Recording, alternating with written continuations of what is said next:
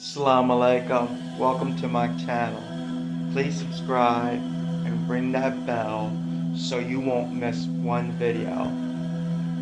Like, my content is original. I haven't seen any content, with other channels doing what I'm doing using 3D cartoons. I have invested a lot doing this type of work, so your support will be greatly rewarded. If you support me, the more people support me, the more people that watch, the more people that comment. This will move up the feed instead of it going down the feed. That's just how, social media works. If there's no interaction or anything like that, it moves to the bottom of the feed and nobody will get the message. So it's important for you to support me, and believe me, videos are going to get a lot better. Information is going to be a lot better. This is going to be, a very educational channel, so you can defend yourself when it comes to Christianity. They torture us every single day. So let's not talk about this anymore. Let's get into, was the Bible right about a global flood? Okay. What does the Quran say?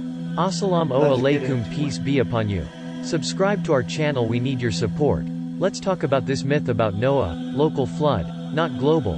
The Bible insists that Noah's flood was global and no one survived except the believers who boarded the ark with Noah. However, the Quran says that the flood was local and all nations other than Noah survived.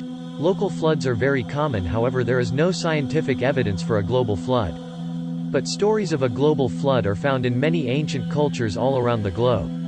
If it were a global flood, as portrayed in the Bible, no one would have survived other than the believers who boarded the ark with Noah. There would have been no disbelievers who didn't board the ark and survived. However, the Quran says something else. It says that there were disbelievers who didn't board the ark and still survived. Quran 11:48. It was said, "O Noah, disembark with peace from us, and with blessings upon you, and upon communities from those with you. And other communities we will grant prosperity, and later we will hand them painful torture. Since God will punish them later, then definitely they were disbelievers who were not on board the ark. If only believers boarded the ark but still disbelievers survived, then this means that it was just a local flood. Those who were not in the area survived." The very next verse says that this story was not known before. Quran 11:49. These are some stories from the past that we reveal to you. Neither you, nor your people knew them before this. So be patient. The future belongs to the pious. The Bible insists on a global flood killing all disbelievers. The story in the Quran, that other disbelievers survived, was not known to previous cultures, and the Quran was the first to proclaim it. In the Quran, the last prophet was sent to all nations, however Noah was sent to just his own people. Quran 21-107. We did not send you except as mercy to all nations. Al-Alamin in Arabic means, all nations. The last prophet was sent to all nations, however Noah was sent to just his own people. Quran 7:59. We sent Noah to his people. He said, "O my people, worship Allah. You have no God other than Him.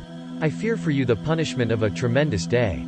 In the Quran, Noah was sent to just his own people, not to all nations. And those who were drowned by the flood were disbelievers from his own people, not from all nations. The Quran never said that God drowned all nations Alamin.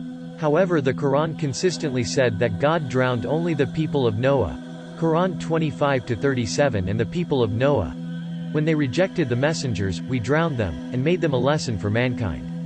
We have prepared for the wrongdoers a painful retribution. God drowned disbelievers from Noah's own people and made them a lesson for mankind. The Quran never said that God drowned mankind. Noah was sent to just his own people, not to all nations. And Noah presented God's message to just his own people, not to all nations. And those who rejected the message were from Noah's own people, not from all nations. So God drowned disbelievers from Noah's own people, not all nations. In the Quran, all other nations had nothing to do with the flood.